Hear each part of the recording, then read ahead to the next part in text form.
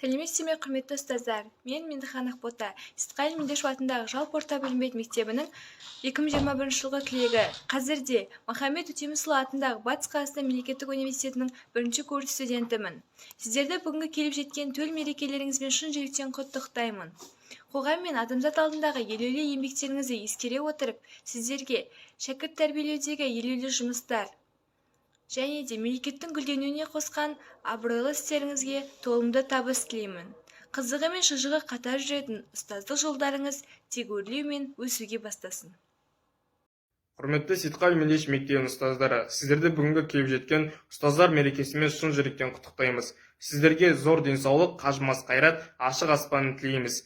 Тәуелсіз Қазақстанда еңбек етіп жатқандарыңыз үшін сіздерге мыналғыз шәкірттеріңізді махаббаты мен ыстық ықыласына бөлулеріңізге тілектеспіз. Алдағы уақытта жұмыстарыңызға мол табыс тілейміз.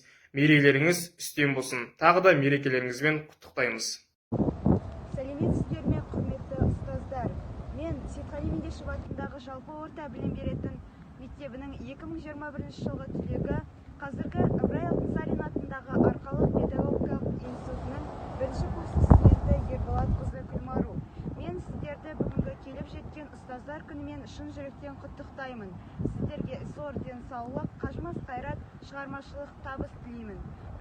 Ұстаздық еткен жалықпас, үйретуден балаға деп Абай атамыз айтқандай, жас ұрпаққа үлгі-өнеге, тәлім-тәрбие беру жолындағы құрметті тұлғасыздар.